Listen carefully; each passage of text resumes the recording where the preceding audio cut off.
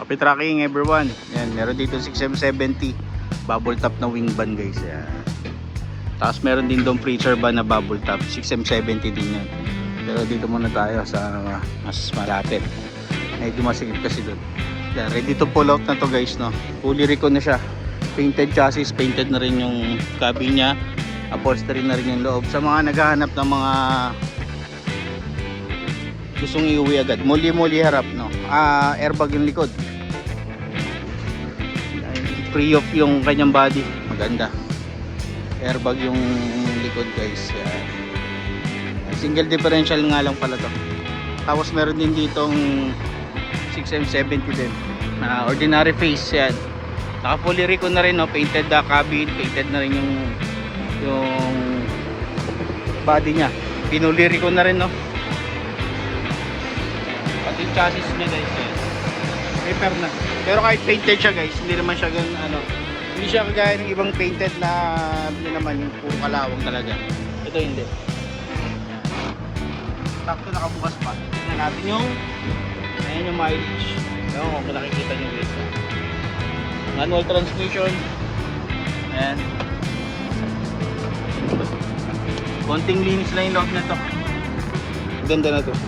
So ayan, no, ang kanyang tinakbo 700,000. Limit ng aircon, sarap. Hindi ko lang alam kung papaganahin pa nila to.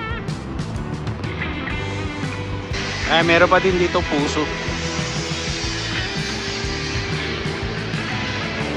Puso wing van din siya guys. Pasok pa tayo sa loob. Yan, pag mga 6M70 na bubble top. Yan, dito ako na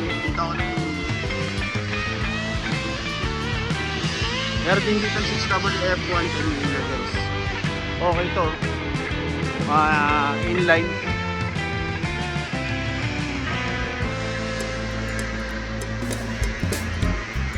Fully recondition na rin. Single def. Airbag. Bet kaya?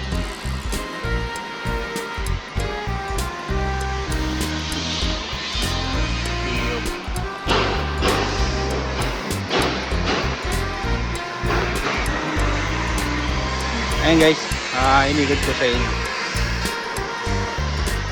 Siguro maaaring solve na to, no? 6WF1.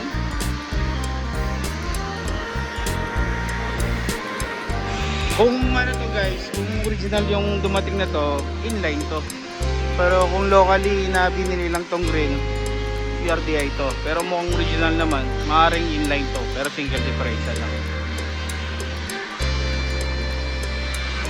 Meron din dito guys, ito 6M70, 6UJ1. Ito nga pala yung isang bagong dating nila na 6HK1 na wing van guys. So ayun lang guys, maraming salamat. Happy tracking channel everyone. Thank you, bye bye.